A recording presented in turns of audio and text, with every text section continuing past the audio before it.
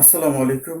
আজকে আমি বিশ্বের সবচেয়ে তারকা ক্রিকেটার যারা ভয়ঙ্কর রূপে বোলিং করেন এবং যেকোনো সময় উইকেট নিতে পারেন এবং যাদেরকে ইকোনমিক বোলার বলা হয়, একজন হচ্ছে ভারতের জাসপ্রীত বুমরা, যিনি ভয়ঙ্কর রূপে আবির্ভূত হয়েছেন ইন্ডিয়া ক্রিকেট দলে।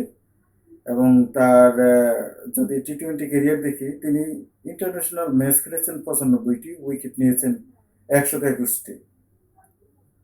তার ইকোনমি হচ্ছে 6.52। আইপিএল খেলেছেন 151 ম্যাচ, উইকেট নিয়েছেন 184। আইপিএল ইকোনমিক হচ্ছে 7.28।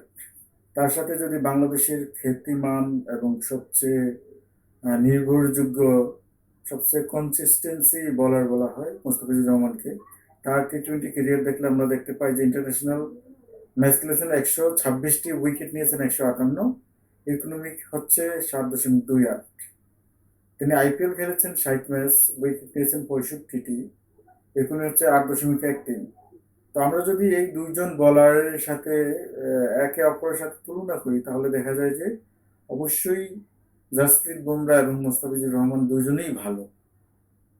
একজন ইন্ডিয়া টিমে খুবই ভালো পারফরমেন্স করেছেন এবং অল্প ম্যাচ খেলে অনেক উইকেট নিয়েছেন, অনেক ম্যাচ জিতিয়েছেন। আরেকজন হচ্ছে বাংলাদেশি বোলার মুস্তাফিজুর রহমান, যিনি সবার দৃষ্টি কেড়ে নিয়েছেন এবং ইদানিং আইপিএলে তাকে নিলামে অনেক দামে ক্রয় করেছে, যদিও তিনি দুর্ভাগ্যক্রমে খেলতে পারেননি।